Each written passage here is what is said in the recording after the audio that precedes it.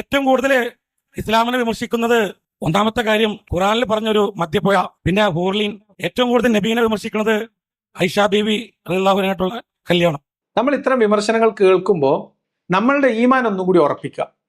നമ്മുടെ ഈമാനിന്റെ കുറവ് കൊണ്ടാണ് ഇത്തരം വിമർശനങ്ങൾ കേൾക്കുമ്പോൾ നിങ്ങൾക്ക് അപകർഷതാബോധം, എന്നാലും നമ്മളെ നബി ഇങ്ങനെ ചെയ്തു കളഞ്ഞില്ലേ, നമ്മളെ നബീനെ എങ്ങനെ പറയുമ്പോൾ നമുക്ക് മറുപടി ഒന്നും പറയാനില്ലല്ലോ, നബി എന്തിനാ ഇങ്ങനെ ചെയ്തത് എന്ന് തോന്നുന്ന കാര്യങ്ങൾ നിങ്ങൾക്ക് ചരിത്രത്തിൽ കാണുമ്പോൾ, വിമർശകരുടെ വായിൽ നിന്ന് കേൾക്കുമ്പോൾ നിങ്ങൾ നിങ്ങളുടെ ഈമാൻ ഉറപ്പിക്കണം.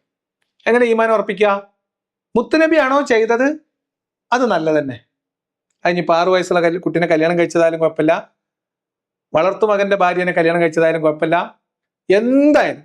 അതാണ് നമ്മുടെ മുജാഹിദ് ബാലുശ്ശേരി പറഞ്ഞത്, അള്ളാഹുവിന്റെ പ്രവാചകൻ 1000 പേരുടെ തല അറുത്താൽ അരിയൽ, ഇങ്ങനെ പറഞ്ഞു, ആ അരിയൽ കാരുണ്യമാണ് എന്ന് വിശ്വസിക്കാം. അങ്ങനെ നമ്മൾ ഈമാൻ ഉറപ്പിച്ചു നോക്കിയേ, ഒരു കുഴപ്പമൊന്നുമില്ല. ഒരു ദിവസം രാവിലെ നിന്ന് വൈകുന്നേരം വരെ ഒരു കൊക്കയിലേക്ക് മനുഷ്യരായിട്ടുള്ള 600, 700, 800 ആളുകളുടെ തല അരിഞ്ഞിട്ട് എങ്ങനെയാണ് ഒരു പ്രവാചകൻ ഇതൊക്കെ ചെയ്യാൻ പറ്റുക എന്ന് നിങ്ങൾ ആലോചിച്ചാൽ നിങ്ങൾ ഈമാന്റെ കുറവാ.